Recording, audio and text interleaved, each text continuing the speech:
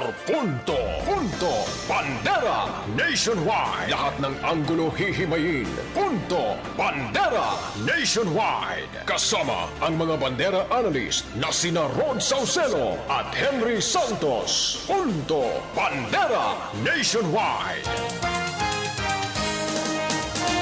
Punto Bandera Nationwide. Punto Bandera Nationwide. Bandera Nationwide. Nationwide. Good morning, Universe! Magandang umaga po, Pilipinas, Luzon, Visayas at Mindanao. Magandang umaga, Palawan. Magandang umaga, Puerto Princesa. Magandang umaga sa iyo, kasamang Ron. Magandang umaga sa iyo, kasamang Henry. November 7 na. Oo nga, bilis ng panahon. Ilang Sabado na lang ay magpapasko na tayo. Yung ba, kasama 21, 23, 24, 47? 47 days. Magandang umaga din po sa lahat ho ng kasama natin ngayon sa Himpapawid sa pamamagitan ng 53 stations ng Radyo Bandera Philippines all over the country. At magandang araw po sa lahat ng mga nakasubaybay sa atin sa Facebook, sa YouTube.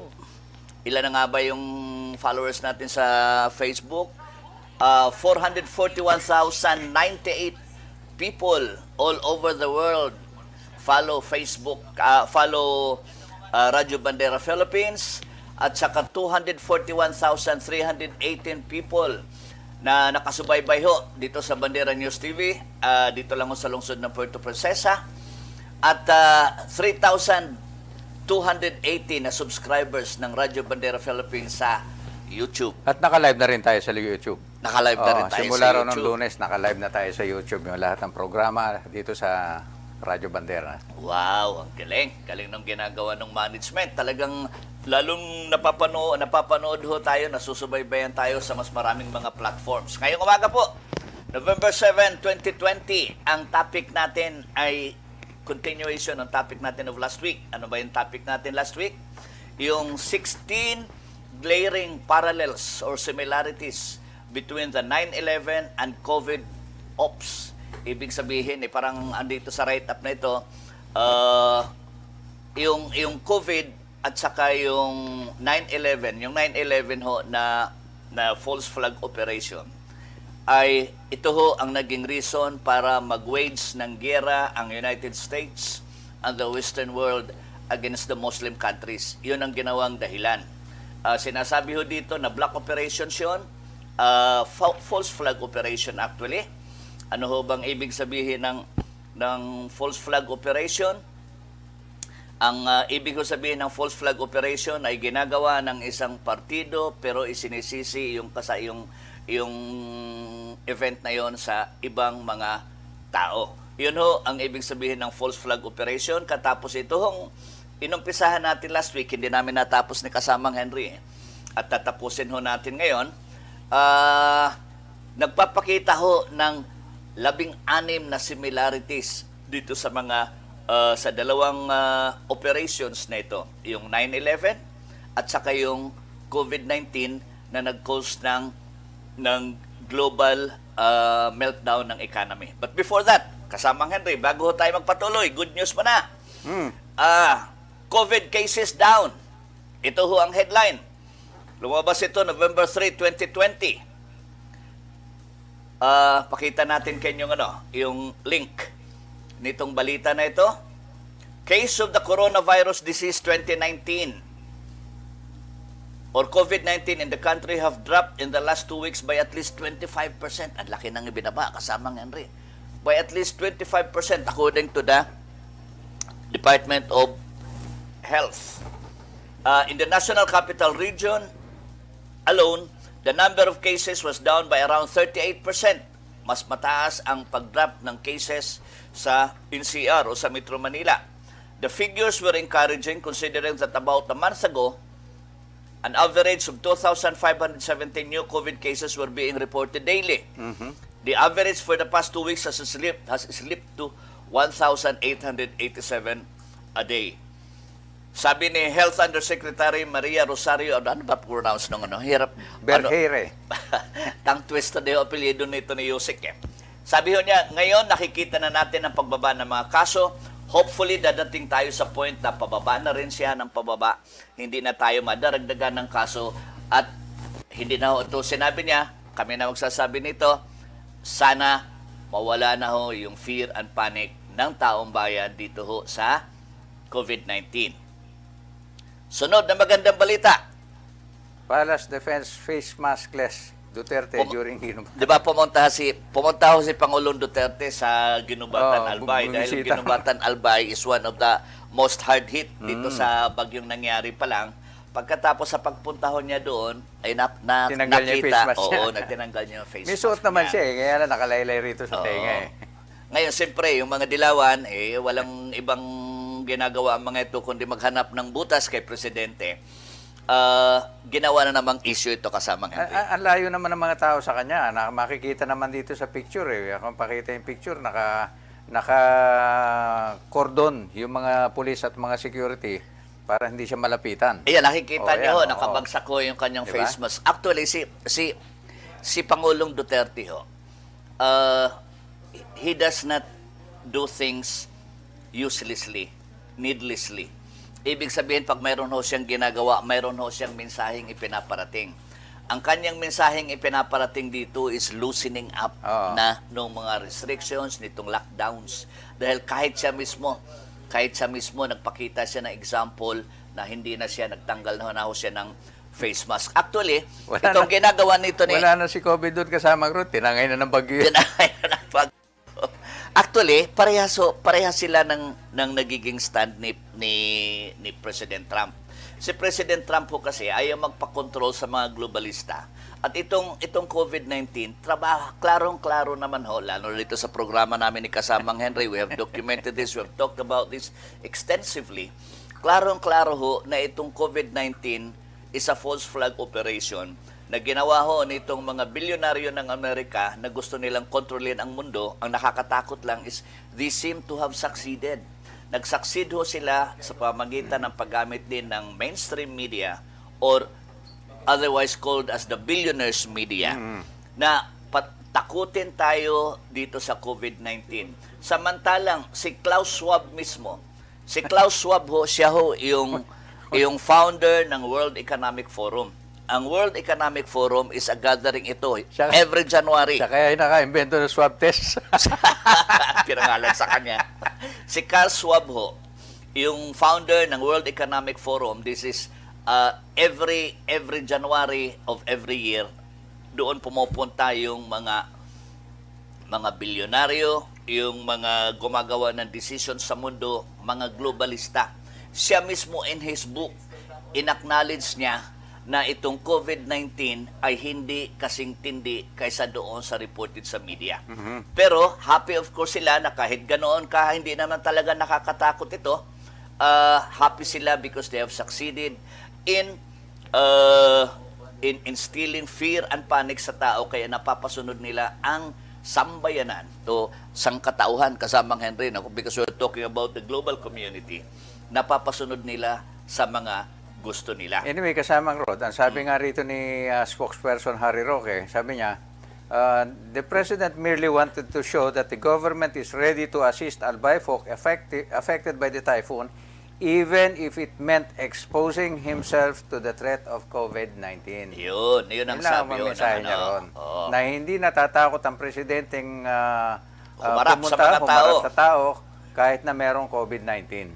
Okay, another piece of good news kasama Henry. Gallup, ito ay Philippine among the safest countries in the world. Ito ay isang survey na ginawa at lumabas ito sa Philippine Daily Inquirer November 5. Sabi nga rito, international survey said that the Philippines was one of the safest country in the world as its citizens feel secure and have confidence in the police.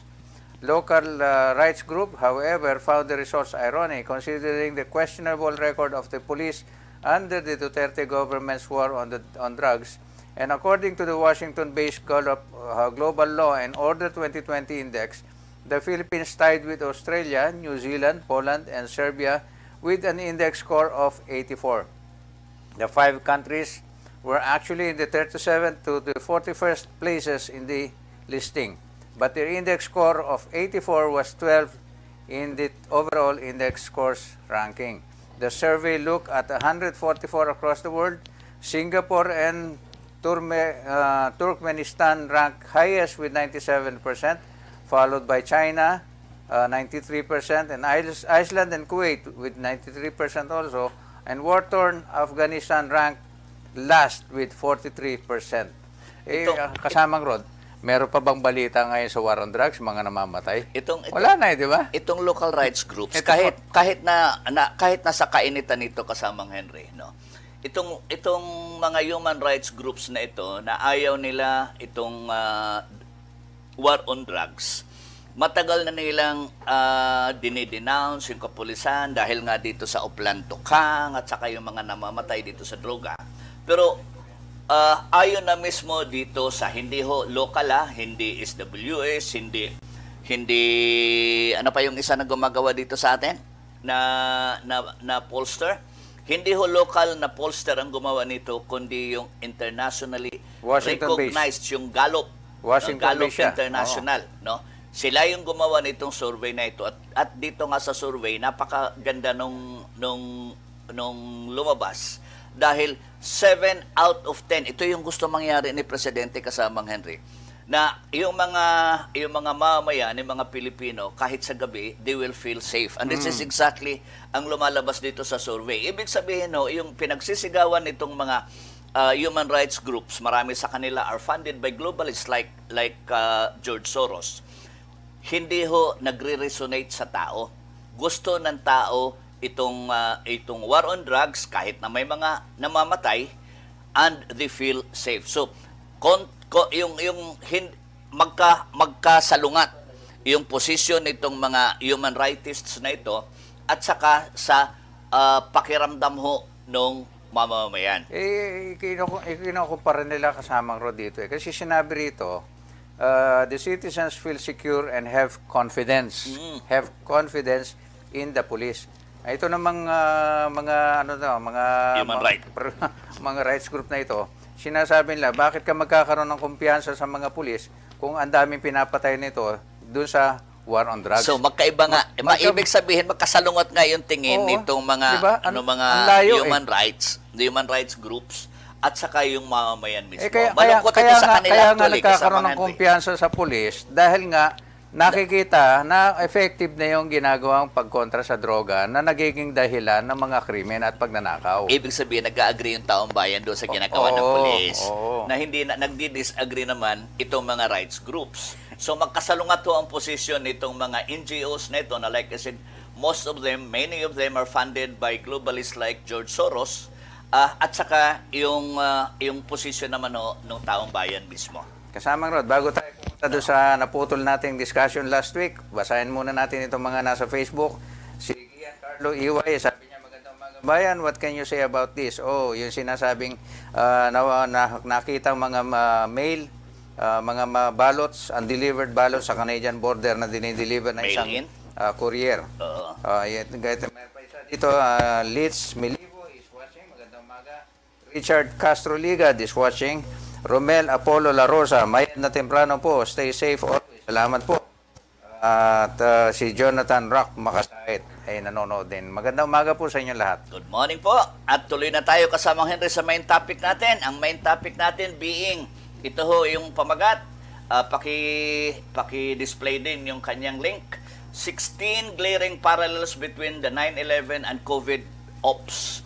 Ang sumulat nito ay si Makia Freeman, the editor of the independent news site The Freedom Articles, author of the book Cancer, the Lies, the Truth, and the Solutions, and senior researcher at toolsforfreedom.com. Sabi niya, we will just breeze through this kasi nadaanan na namin ito ni kasamang Henry last week pero hindi namin natapos. Bibilisan lang namin para ma-refresh din ang memory ng mga kahit na nung mga kasama natin last week. Many nations around the world, including Canada and Australia, are making moves to roll out the next phase of the operation, which involves digital identities, biometrics, and digital vaccine certificates or immunity passports, just as Bill Gates foretold all those months ago. It is imperative that we all understand that this is a far-reaching operation or live exercise live exercise designed to fundamentally transform society in alignment with the goals of the New World Order or NWO. By comparing the current COVID operation to the 9/11 operation, we can discern the patterns and become wiser to the agenda. For there is a certain way that evil hijacks good, and below is the list of the 16 9/11 COVID similarities that I have noticed. However, there may well be many more. Number 1, yung mainstream media and governments amp up, pinapataso nila ang fear with incessant coverage and propaganda. Ginawa nila ito doon sa 9/11, puro terrorist, puro ganun ang mga sinasabi ng mga ng leaders ng Amerika. At dito naman ngayon sa COVID-19, araw-araw ang nakikita natin COVID cases, pero walang analysis na ginagawa.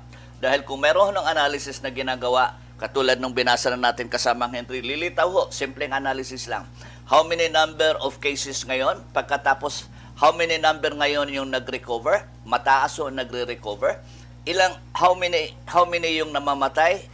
In comparison doon sa mga nag-positive, napakaliit lang ho nung namatay. Kung ikukumpara mo pa ho yung mga namatay at saka yung mga na-infect doon sa total population ng Pilipinas, 0.001. Ganon ho kababa. Pero kahit nga ho, hindi naman talaga ang marami hong mga scientists na nagsasabi na kaparehas lang itong COVID-19 sa flu. Pero dahil nga dito sa fear and panic na ini-induce nitong mga globalista na ito, binabanggit ito si Bill Gates, ay nagsasucceed nga ho sila. Pero sa pamamagitan nga ho nitong paglalahad natin, nung the other side of the coin, kumbaga sa ibang perspective naman, ibang paningin, hopefully, ang mga tao, actually marami na mga tao kasamang Henry ang namumulat. Kahit ito sa Europe, ang dami na hong umaalsa dahil dito sa mga restrictions that have been imposed by governments as a result of this COVID-19. Government reaction kills way more people than the event itself. Yan. Another similarity. Itong pangalawa ito. Yung sinasabi nga na ginagawa nila dito sa COVID-19 na ito, ang dami-daming ginagawa. May lockdown, merong pagsusot ng face mask, yung physical distancing. Ang dahilan daw nito is to flatten the curve. Pero sabi nga ni kasamang Rod kanina, kakaunti lang yung namamatay. Kahit na maraming naapektuhan, marami rin yung gumagaling. Pero ang nangyayari dito sa ini-implement na ito na pagsusot ng face mask, lockdown, etc. Sabi nga rito, the result of governmental lockdown policies has been increased and stress, anxiety, depression, joblessness, poverty, crime and suicide. Lahat yun tumaas, lahat yun nagpalala sa sitwasyon. And many people and organizations have predicted the lockdown will kill more people than it has supposedly saved. Ayan. So mas marami pang masamang epekto yung ginagawang ng gobyerno. Lumabas din ho ito doon sa Great Barrington Declaration na pinirmahan ho initially ng 3 pinakamagagaling na mga epidemiologists, mga scientists dito sa mundo. At pinirmahan ng marami pa. Umabot na ito ng how many, parang 10,000 na ito as of last time that we talked about this. Ito, patunay ho dito sa sinasabi nito, sa sinulat nito ni Makia Freeman, na the result of governmental lockdown policies has increased stress, anxiety, depression, joblessness, poverty, crime, and suicide. And many people and organizations have predicted that the lockdown will kill more people than it has supposedly saved. Patunay ho nito ay panoorin ho natin itong interview kay Dr. Scott Atlas. Ito yung presidential advisor na sinasabi niya, lumabas itong interview doon sa Fox News, all lockdowns do are destroy families, really kill people. Pakinggan po natin to. Atlas, election 4 days away. Americans are worried about COVID. Yes, there are some rising case numbers and some rising hospitalization numbers, but the freedom question lingers. What's at stake here right now?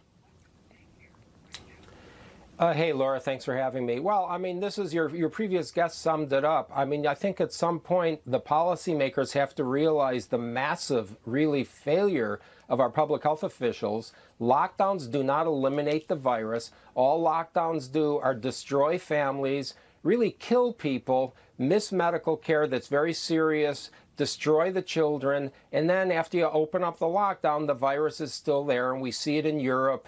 And it's amazing to me that places, unfortunately, like the UK and France have not learned their lesson. Hopefully the American people understand how to use their vote to stop that kind of thing from happening here. Lockdowns really destroy people, particularly the working class families. Dr. Atlas, there's also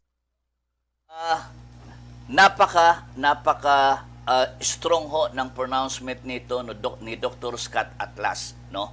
Like I said, isa ho ito sa mga scientists, mga epidemiologists ng Amerika, at siya ho ngayon ang advisor ni President Trump on COVID-19. Ano ang sinabi niya? Ulitin natin kasamang Henry.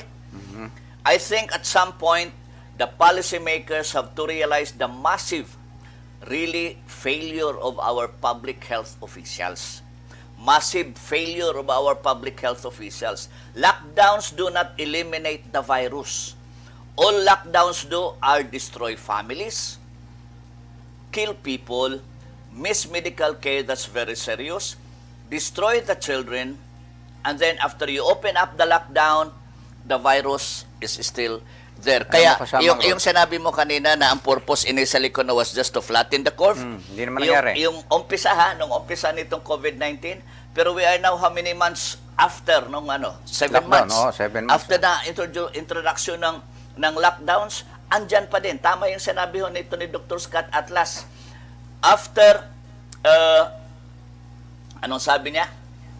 And then, after you open up the lockdown, the virus is still there.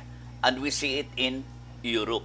Lockdowns really destroy people, particularly the working class families. So, nagdudugtong-dugtong ho to. Nakita ko nga yung isa kahapon, merong isang programa kahapon. Sinasabi nila, yung mga anak nila na pinanganak itong taon, o yung iba last year, no? Before the lockdown, before the lockdown sa atin dito sa Pilipinas. So, nasa growing stage siya, nakakulong sa bahay. Di ba?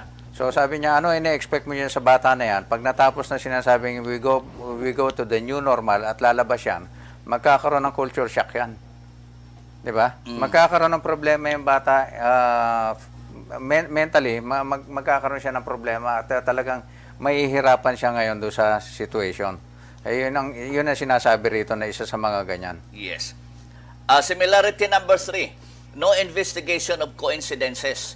Ano yung coincidence? Yung coincidence doon sa 9/11, yung building number 7, na hindi naman tinamaan ng eroplano, nag-collapse siya by itself. Pagkatapos ang pag-collapse niya, rapid ang kanyang collapse. Halatang-halata kung nakakapanood tayo ng mga controlled demolition ng mga buildings, gano'n ho nangyari, pero walang investigation.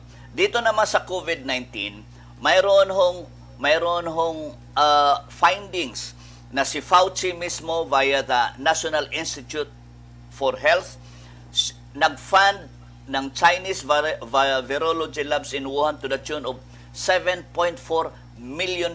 Imagine ninyo ito Yung American institution na ito, headed by Dr. Anthony Fauci, nag-finance siya worth $7.4 million for gain of function research, or in plain English, weaponization of virus research. No? Pero wala rin hong investigation. Tapos dito, introduction of a fundamental new paradigm. Number 4, war on terrorists versus war on bioterror. Dito sinasabi nga, we are being steadily indoctrinated into a new paradigm of biosecurity whereby the authorities hope to advance their agenda of control by appealing to the need for public safety against a new enemy. Sa 9/11, there was a war on terror, concocted enemy na si Bin Laden at yung mga radical Islamic terrorists. At dito naman sa COVID-19, sinasabi rin, meron tayong concocted enemy na sinasabi yung invisible virus. Lahat sinasabi, both cases, we are told the enemy could be lurking anywhere and everywhere. Ganun yung pananakot na ginagawa. Sinasabi, nandiyan lang yung kaaway, hindi natin nakikita, kaya mag-ingat tayo. Ganon ang pinalalabas nila. Similarity number 5, 9/11 COVID similarities, false official narratives. Mali yung official narrative. In both operations, the official narrative has more holes than a piece of Swiss cheese. In the 9/11 operation, we were supposed to believe that terrorists managed to fly planes into the buildings with such skill, using maneuvers that even experienced pilots could not manage, while the laws of physics were suspended that day as jet fuel. Sinabi nila ito na ang jet fuel, kaya daw nag-collapse yung World Trade Center, yung tower na yon, because of jet fuel. Pero ang jet fuel Hindi sumasabog. does not have a high enough burning point to do so. Walang high enough na burning point yung jet fuel para matunaw ho yung Mabilis- bakal, mabilis siya, no? matunaw yung Mabilis siya mag-dissipate. mabilis siyang Mabilis siya. mabilis So, siya mawala. yun ho yung butas doon sa false narrative sa 9/11. Ngayon, ano naman Sa yung COVID. Ano naman yung sa COVID? In the COVID operation, we are supposed to believe that the virus is literally everywhere, can be transmitted via cash, can live on surfaces for days or weeks, and thrives on asymptomatic transmission with no other known virus has ever done so. So, ito parehas ho ng mga false official narratives. Yung pang-anim, yung foreknowledge. Bago pa nangyari itong pagsabog ng pagguho nitong Building 7, meron nang nireport ang BBC 30 minutes ago, bago Before. bago pa sa mag-collapse yung Building 7 na yun. Paano nila nalaman yon? Di ba? Sabi nga dito, parang ito ba'y planado talaga? Parang ito sa virus natin, itong sa COVID-19, bago pa lang nangyari yon, meron nang isinusulat dito, noong 1981 pa, itong si Dean Koontz, na sinasabi nga niya sa kanyang libro, na merong yung Eyes of Darkness. Oo, sabi niya dito, magkakaroon daw na isang virus sa Wuhan na sinasabing ito ay puputok at matatawag itong Wuhan 400, Wuhan 400 na sinasabing kaparehong-pareho nitong lumalabas ng COVID-19. So, paano nila nalaman yon? For knowledge yun. Yan ang Paano for nila knowledge. nalaman na merong mangyayaring ganon, maliban na lang kung alam na talaga nila na sila ang gagawa nun? Yung pangalawa na foreknowledge, instance of foreknowledge, yung Rockefeller Foundation, naglabas sila noong May 2010, Scenarios for the Future of Technology and International Development. Yun ho ang pamagat ng kanilang study. At ganoon ho ang scenario, exactly the same scenario. That's 2010. Yung kanina sinabi mo, 1981. Oo. Kasunod, yung European Union mismo, nag-finance sila. 2012 naman to. Nag-finance ang European Union ng information material in the form of a comics para mabigyan ng warning yung taong bayan na magkakaroon ng pandemic. Exactly the same sa nangyari. Imagine ho ninyo itong ginawa nila, 2012 pa ito. Tapos, this is exactly what happened. Hindi pa nga kasama dyan, kasamang road yung mga pelikula lumalabas, yung mga Walking Dead na yan. Na ganun din yung senaryo, di ba? Puro mental conditioning, ano? Meron pa isa, ito si Bill Gates, sabi niya, Bill Gates said he warned Trump about the dangers of a pandemic in December 2016 before he took office. Bago pa, election pa lang, kampanya pa lang, sinasabi na ni Bill Gates kay Donald Trump na magkakaroon ng pandemic bago siya maupo. Pumutok ang pandemic 2020, no? O, 2016 pa, election period pa lang, nagpipilian pa lang kung sino yung tatakbo na pagka-presidente. Nagsalita na ito, winarningan na ni Bill Gates itong mga possible presidential candidates ng Amerika na mag-expect ng pandemic. Kaya alam ni President Donald Trump, no? Ito yung mga foreknowledge. Kaya hindi siya naniniwala eh. Kaya nga. Number 7. Yes, kasamang Henry. Event preceded by exercises and drills that went live or eerily mimic what later happened. According to Kevin Ryan, ito, NORAD practiced 28 hijack events within 2 years of 9/11, 6 of which focus on hijacking within U.S. and 1 which practiced interception of hijacked planes headed for the UN building in New York City.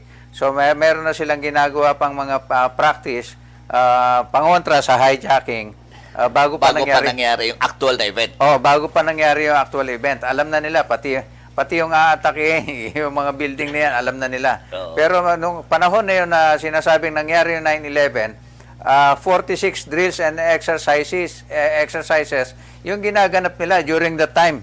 No? Kung sinasabi mo meron kang exercises during that time na meron 46 drills ka, no, araw na sumabog at araw na inatake itong World Trade Center, bakit hindi nila nakita yon? Tapos yung dito naman sa COVID-19, in addition to things such as Dark Winter, ito na sinasabi, mga pelikula, no? Yung Dark Winter, 2001 na pelikula yon. Tapos Atlantic Storm, 2005. Tapos yung Clyde X, 2018. Yung Crimson Contagion, 2019. And after nito mga pelikulang ito, ito na, hindi na pelikula ito, yung Event 201. No? Which Simulation. simulated an actual coronavirus outbreak. Yun na yan. Ito na yung mga patunay na may mga live exercises, may mga events na ginawa bago pa yung actual happening nung event mismo na yan. Pangwalo, insider trading. Insider trading dito ho sa 9/11,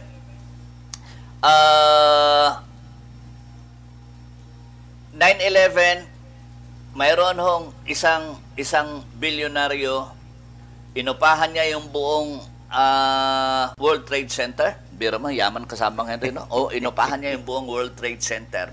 Katapos, pina-insure niya. About a week after, or 2 weeks after, nagkaroon ng 9/11, he collected his insurance at kumita ho siya ng billion dollars. Ngayon, dito naman sa COVID-19, yung yaman ho nung mga maraming 5 na mga American billionaires, including si Bill Gates, ay halos nagdoble mula ho nung pumutok itong COVID-19. Karugtong din halos itong number 9 na ito kasamang Henry. Oh, suspicious benefits to a powerful few. Isn't it interesting how the big players seem to benefit the most from these catastrophes and crises? During the 9/11, Halliburton defense contractors, oil and gas companies, and others invested in Iraq, Afghanistan to make a killing. During the COVID, we learned that certain billionaires increased their wealth by a whopping 27%. In both cases, the rich and the powerful got more rich and more powerful. Samantalang yung mga ordinaryong mga tao, including Naghihirap lahat Americans tayo dito. themselves, bagsak na bagsak ho yung economy, naghirap. Pero itong mga iilan na ito ay yumaman ng yumaban. Number 10, Intel Agency Control of Information. Manufactured crises like 9/11 and COVID opened the door for private corporations linked to the military intelligence complex to gain a foothold in terms of greater access to our data. 9/11 was good business for surveillance companies. Peter Thiel, CIA-initiated company, Palantir, yung pangalan ng company, Palantir, manages the databases used by the CDC. Biro mo yung intelligence company na ito, pero private ito, sila ang nagmamanage nitong database used by the CDC. Ano yung CDC? Center for Disease Control. And the NHS in the UK that are the basis of COVID decision-making. Kontrolado talaga. The 9/11 COVID similarities, a fictitious, all-powerful, and elusive enemy. Al-Qaeda and SARS-CoV-2 can rarely be seen, can't be easily stopped, require great amount of time, money, and focus to be defeated, and are a completely new kind of enemy, maging asymmetrical warfare or asymptomatic transmission. We were told that other human coronaviruses behave in a seasonal, highly predictable manner, but not SARS-CoV-2. It was somehow different. The FBI never formally charged bin Laden. Meanwhile, he looked different in every fake video they released. Bin Laden seemed to have more lives than the proverbial cat, but in the end, we were told to just believe that they had killed him and thrown his body away at the sea. There was never any proof several alleged Middle Eastern hijackers turned up alive elsewhere, and compared these fictitious enemies to a virus which has never been isolated and purified. So hindi nga talaga panayang palabas nila ng mga bagay tungkol kay Bin Laden, tapos sinasabi nilang namatay na hindi naman natin napatunayan. Ganon din itong coronavirus na ito, sinasabi nila na nandiyan lang, pero hanggang ngayon, sabi ko nga noon kasamang Rod, bakit ayaw nila autopsy yung patay na tinamaan ng coronavirus para malaman pa natin kung ano pang meron. Kasi lagi nila sinasabi. Saka yung kung malaman natin talaga yung cause of death. Oh, this is sinasabi nila, this is a new virus, hindi natin alam yan, hindi natin kilala yan, dapat mag-iingat tayo, etc. etc. Lahat ng takot nandun. Bakit hindi nyo pag-aralan kung yan nakalaban? Diba? Grabe yung pagkaluto. Sabi nga, to win a war, you have to know the enemy. Yes. Diba? Bakit hindi nila pinag-aaralan itong coronavirus para lalong nila malaman kung ano meron dito? O baka talagang ayaw nila ipaalam dahil alam nila na peke lang naman talaga yan. This is an ordinary, sabi nga, parang flu lang itong sakit na ito. Number 12, junk science. For the most part, science has sadly become a tool for moneyed interests to push their agenda. There are many intellectual prostitutes in white coats who will find any result they are paid to find. Kasi bayad nga eh. Kung sino nagbayad sa kanila at kung ano yung gustong ipalabas ng nagbayad na yon, sasabihin itong mga intellectual prostitutes na ito. In the case of 9/11, there is all the chicanery around the fall of all three buildings in New York City, which was well exposed earlier this year in the University of Alaska Fairbanks study. Ang pamagat nitong study na ito ay Structural Re-evaluation of the Collapse of World Trade Center 7. No? So may mga scientists na nagsasabi na pwedeng mangyari yon. Ito na nga yung mga intellectual prostitutes, pero napakadami namang hindi mga bayaran, mga honest na mga engineers, mga architects na nagsasabi imposibleng mangyari yon. Professional architects, engineers, and pilots have all declared that the official 9/11 narrative is not scientifically sound and in defiance of the laws of physics. Likewise, the official COVID narrative has thoroughly abused science by exploiting people's ignorance of the nature of a virus and the nature of contagion and disease. It also used hyped and falsified numbers under the rubric of science to scare people. Yung Imperial College, diniscuss na natin yun, bayad ni Bill Gates yun. Ito ang naglabas ng mga computer models na ganito kadami yung magkakasakit, ganito kadami mamamatay, pero yung totoo, napakalayo ho doon sa mga predictions na yon. It also, under the rubric to scare people, offered financial incentives for doctors and hospitals to inflate COVID cases, deaths. Ito na yun, diniscuss din natin to kasamang Henry, na binabayaran ho ang mga hospital sa US ng $13,000 kung ang report nila doon na cause of death ay COVID. Talagang ginak up ho nila para matakot ang tao, gumastos din sila para ang masama lang nito kasamang Henry, yung pinababayad doon sa hospital na $13,000, hindi ho pera ng mga bilyonaryo. Pera ho ito ng mga ng taong bayan. Parang katulad dito sa PhilHealth, nanggagaling sa Medicaid nila ang pambayad. So, ang pera ng PhilHealth natin, for example, pera ho ng gobyerno yon, pera ng taong bayan. Yan ngayon ang pinababayad doon sa mga hospital para ma-encourage sila na mag-report sila na kahit hindi COVID-19, ang cause of death, i-report nila COVID-19 kasi mayroong $13,000. Kaya nga sa isang state doon sa Miami, mayroong namatay sa aksidente ng motorsiklo. Ano ang balita? Ano yung cause of death? COVID-19. Nabisto lang ito dahil pinag-usapan doon sa local media, mayroong reporter nakakita sa incident ng pagkakamatay na ito. Katapos siya nag-question kung bakit COVID-19 ngayon yung nagiging cause of death niyan. We know for a fact na namatay yan because of the crash. Ito, censorship of dissent. Another of the 9/11 COVID similarities is that both were marked by censorship or the suppression of evidence. In the COVID-19 operation, Google-owned YouTube has been deleting channels left and right and center, with CEO Susan Wojcicki announcing at one point that she would not allow any content or information with information contrary to the gates on WHO. In the 9/11 operation, the mainstream media carefully selected whom they wanted to interview, and heroes like William Rodriguez were initially welcomed but brushed aside when they refused to follow the script. So sinasabi rito, lahat ng mga balita o lahat ng mga news items na everything nalalabas sa YouTube, even sa Facebook, lahat sinisensor, tinatanggal yan, pinupull out nila yan. Ganon din doon sa 9/11, pagka nakikitang hindi na ayon sa gusto nilang ilabas na balita, hindi nila ini-interview. Parang dito sa ating kasamang Rod, itong inilalabas natin lahat na ito, halos lahat ito walang lumalabas sa mainstream media. Halos ito wala kang makikita sa YouTube or sa Facebook na maraming naglalabas nito. Tayo lang medyo talagang nakikita natin ito dahil sa pagsisiyasat nga. Marami tayong nakikita mga link, pero hindi mo makikitang lumabas ito ng normal at regular sa mga social billionaires media. Oo. Itong napanood ko itong yung mga testimony nito ni William Rodriguez, yung binanggit dito. Heroes like William Rodriguez were initially welcomed. Napanood ko yung interview sa kanya. Alam mo yung sinabi niya kasama Henry kasi nandun sa basement.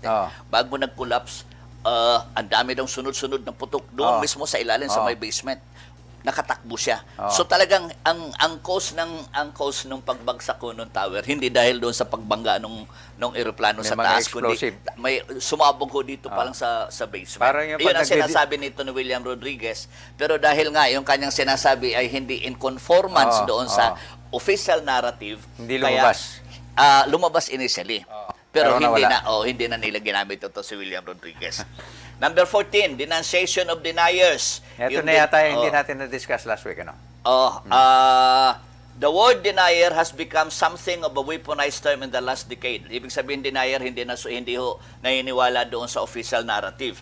At the end of World War II, Hermann Göring admitted the game plan of leaders in any country. Ito ho ang game plan ng leaders of any country. Ito ang ginagawa ng leaders of any country na mayroong gustong false flag, lalo na kapag false flag operation ang gagawin, o black operations. Why? Of course, the people do not want war. Walang tao na may gusto na magkagusto ng giyera. Naturally, the common people don't want war. Neither in Russia, nor in England, nor for that matter in Germany. Walang tao na may gusto ng giyera. Alam natin to. Alam ng mga leaders to. Pero ano ang pwedeng gawin para gustuhin ng tao yung giyera? Ang sabi niya dito, naaway tayo the people can always be brought to the bidding of the leaders. Paano? That is easy. All you have to do is tell them they are being attacked and denounce the peacemakers for lack of patriotism and exposing the country to danger. Ganun lang ho kadali para ma-manipulate yung public opinion ng mga leaders. Yung mga leaders na gusto makagera, especially sa Amerika, napaka-eksperto nila nito. Pag mayroon silang bansa na gustong... Dito nila kasamang ron sa atin. Yung West Philippine Sea, sinisigaw ng yan, gusto ni... Ganoon talaga. Inaagaw na yung teritoryo ng Pilipinas, ng China, inaagaw na etc. Ano pa ginagawa nyo? Inaatake na tayo, inaagawan na tayo ng teritoryo, hindi pa kayo kumilos. Actually, ang nasa likod ho niyan, itong hindi yung Philippine government, kundi yung mga sponsors nitong opposition na gusto talagang makipaggira, gusto nila maggira ang Pilipinas against China at sila magsusupply ng mga armas. Tayo ang mamamatay. Sasabihin ngayon itong sasabihin mga dilawan, itong presidente natin, inchik kasi ito, maka-inchik ito, etc. Di ba? Para to put the president in the defensive. Sinasabi, lack of patriotism ang sinasabi nga. Iyon, exactly. Ganito yung ganon lang ho kadali mag-manipulate ng public opinion. Ang tao ayaw ng gera, madali lang yon. Sabihin lang ng leader, na we are being attacked, katapos yung hindi sumusunod dito sa panawagan ng gobyerno na makapaggera tayo, kayo, you lack patriotism and you are exposing the country to danger. It works the same in any country. Another of the great 11 COVID similarities is the denunciation of deniers. The denunciation of anyone not following the official narrative. in 9/11, it went something like this: you are unpatriotic and un-American if you do not hate Al Qaeda and Bin Laden. While in COVID, it goes something like this: you are selfish and you are endangering the community if you protest. Don't socially distance and don't wear a mask. So, ano ngayon? Ganoon lang ho kasimple itong template na ito. Ganoon kadaling i-implement actually. Ngayon, napatay na raw nila si Bin Laden. Ano ngayon? Di ba? Di ba? Ano ngayon? Pero tuloy-tuloy pa din yung war on terror nila. Pero ibig sabihin, yung sinasabi lang dapat pag-ingatan si Bin Laden, etc., na ang laki ng post nito for danger. Ano ngayon, napatay na si Bin Laden nawala ba yung sinasabi nilang danger? Hindi, nagpupursige pa rin sila, pinupush pa rin sila na there is still the danger. Ano naman yun? ISIS naman. ISIS naman. Iba naman ang wala hong katapusang enemy. Alam nyo ho yung yung country like America that produces the most war material in the world, kailangan talaga nila ng giyera. Kasi hanggat wala hong giyera, hindi ho nagagamit yung mga pinoproduce nila na panggerang mga gamit. No. Itong example nitong denunciation of deniers, ito balita ha. Anti-lockdown epidemiologist intimidated, shamed by contagion of hatred and hysteria. Sino ito? Ang sumulat ho nito ay si Professor Sunetra Gupta in an opinion editorial. Si Professor Sunetra Gupta is an infectious disease epidemiologist and a professor of theoretical epidemiology at the Department of Zoology, University of Oxford. Isa ho ito sa mga pumirma doon sa Great Barrington Declaration. No?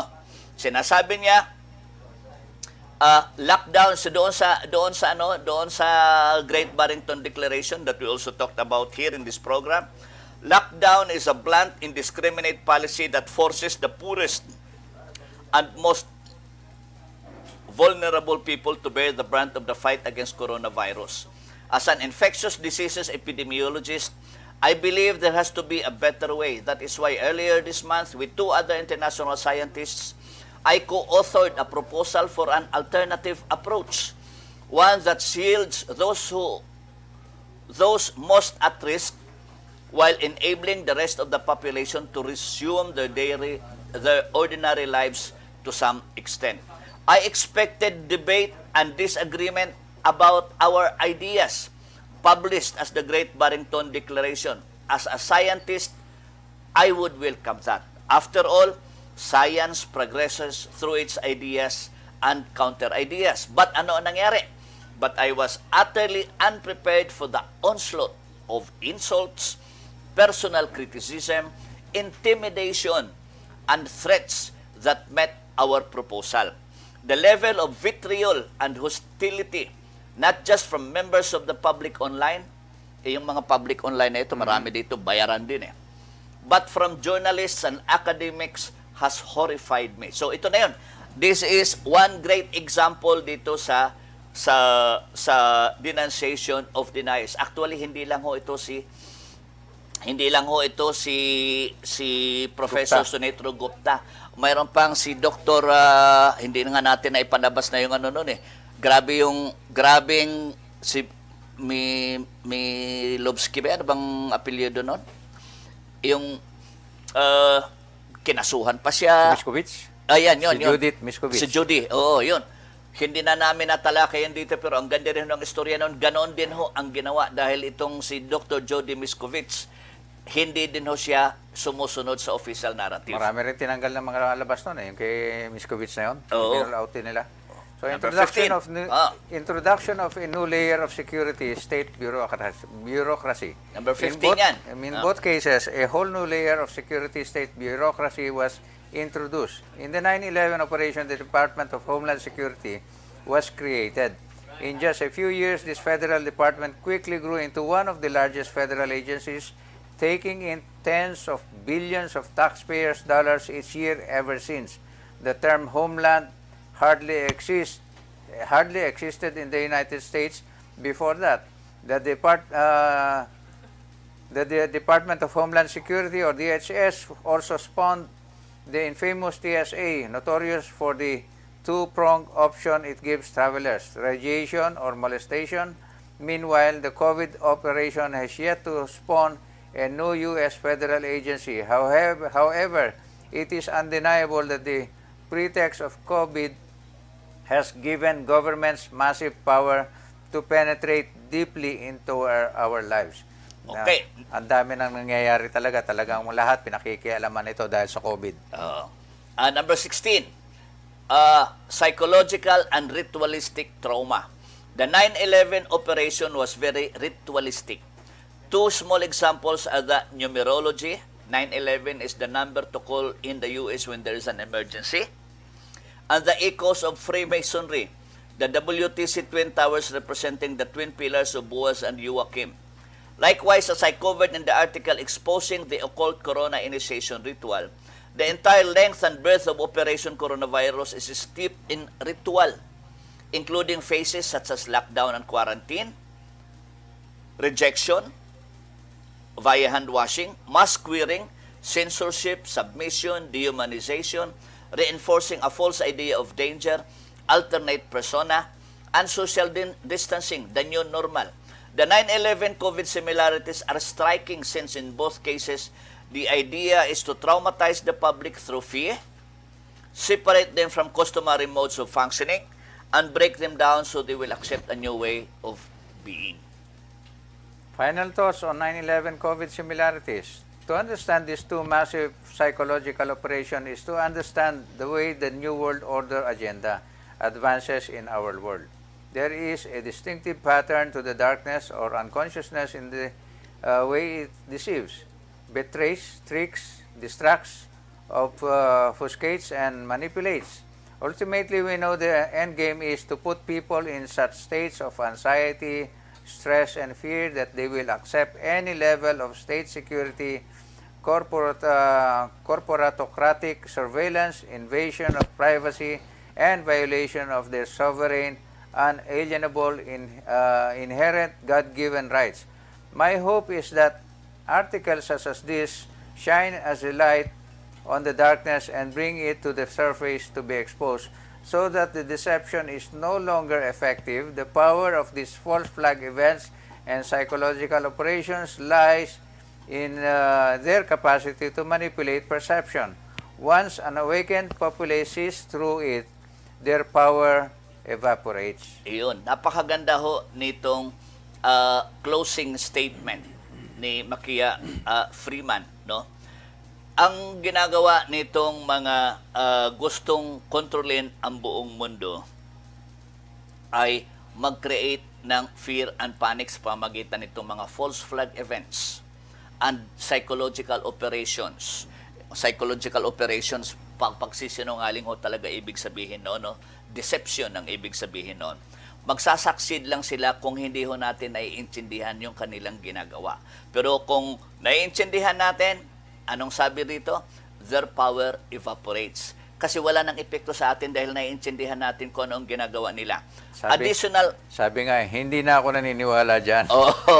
Kumita na yan. No? Kumita na yan. Hindi mo na ako matatakot. Natakot na ako. Maraming beses mo na akong tinakot. To understand further kung paano mag-isip itong mga New World Order, yung mga followers o mga implementors nitong New World Order. Ano ba yung New World Order? Basically, gusto nilang i-restructure ang buong mundo na wala na ho itong mga countries na ito, wala na yung bawat country, mayroon siyang leader, kundi iisa na lang ho ang leader sa buong mundo. Iisang gobyerno na lang, one world government at saka NWO. Yung New World Order at saka yung one world government, iisa lang ho na group of people ang nagpupush niyan. Itong mga mayayaman, mga Western billionaires who think that they own the world. To contextualize, diniscuss na namin ito ni kasamang Henry na ang mayroon hong para maintindihan lang ho natin kung paano mag-isip itong mga hinayupaks na mga taong ito. Mayroon hong isang yung city administrator ng Puerto Princesa before he became city administrator, si Attorney Arnel Pedrosa. Pumunta ho siya sa isang lugar sa Northern Luzon. Pagkatapos nakausap nila yung isang kilala na politiko, na bilyonaryo. Katapos nagulat ho sila nung sinabi nitong politikong bilyonaryo na ito na I own this place and everything in it, including the people. So ganoon mag-isip itong mayaman na ito, yung local, itong regional na mayaman na ito, na powerful. Ngayon, itong mga bilyonaryo naman ng mundo, tinan nyo yung mga layers ha, mayroong listahan ng mga billionaires ng Pilipinas. Mayroong listahan ng mga billionaires ng bawat bansa. Mayroong listahan ng billionaires ng Asia. Mayroong listahan naman ng billionaires ng Amerika, ng Western countries. Pero mayroon din hong listahan ng pinakamayaman sa buong mundo. Ngayon, itong mga pinakamayayaman sa buong mundo, konti lang ho ito sila. Ang thinking nila is exactly the same doon sa thinking noong Pilipino na mayaman na yon, na we own this place and everything in it, including the people. Kaya lang itong mayayaman na katulad nila ni George Soros, katulad nila ni Bill Gates, hindi na lang ang tinutukoy nila na we own this place na yung Amerika lang. Ang we own this place na tinutukoy nila ay yung buong mundo na. At gusto nila sa pamagitan nga nung pag-implement nitong One World Government, gusto nila na sila ang mag-control nito, mawala na yung mga leaders ng mga bawat bansa, mawala yung nationalism, yung love for country. Kasi gusto nga nila, hindi na sila happy na ang kanilang yaman ay ganito lang, gusto pa nilang lalo pang lumago ang kanilang kayamanan, and that will only happen kung ang resources ng buong mundo, hindi lang resources ng Amerika, hindi lang mga resources ng mga bansa na kontrolado nila, kundi ang resources ng buong mundo ay mapupunta sa kanila. Ito ho si Karl Rove. Ito example ito nitong ganitong klaseng thinking ha. Si Karl Rove was the senior advisor and deputy chief of staff during the George Bush administration until his resignation on August 31, 2007. Nag-resign ito, napilitan mag-resign ito dahil sa kanyang mga pinagsasabi. Ano ang sabi ni Karl Rove? Basahin ko ha. Ito ho, pakinggan ninyo, uulitin ko ito, pero pakinggan ninyo. We are an empire now, and when we act, we create our own reality. And while you are studying that reality judiciously, as you will, we will act again, creating other new realities, which you can study too. And that is how things will sort out. We are history's actors, and you, all of you, will be left to just study what we do. Tingnan nyo kung paano mag-isip ha. Nakakatakot. At ginagawa nila ito. Ulitin ko, kasamang Henry. Oh? We are an empire now, and when we act, we create our own reality. And while you are studying that reality, judiciously as you will, we will act again, creating other new realities, which you can study too, and that is how things will sort out. We are history's actors, and you, all of you, will be left to just study what we do. Isa ho dito yung COVID-19 operations. Ginawa nila ito yung COVID-19, exactly the same pattern sa ginawa nila doon sa 9/11. At ano nga ang nangyayari? Tama yung sinasabi niya. We will act again, creating other new realities. Pagkatapos nitong COVID-19 na ito, mag-create na naman sila ng other realities. At ano ang ginagawa natin? Ayun, puro lang sundan lang natin. Ito yung pag-aralan natin kung ano yung nangyari nito. Pero sila ho ang gumagawa nito, sila ang nagplaplano nito. Ito naman, labas ni, sinulat ni... ano yan? Yung doon sa kanyang malaking bagay ito kasamang Henry. Yung kay Henry Kissinger. Henry Kissinger. National Security Council Memorandum. Sinulat niya noong 1974 sa National Security Council Memorandum. Ito yung sinulat niya.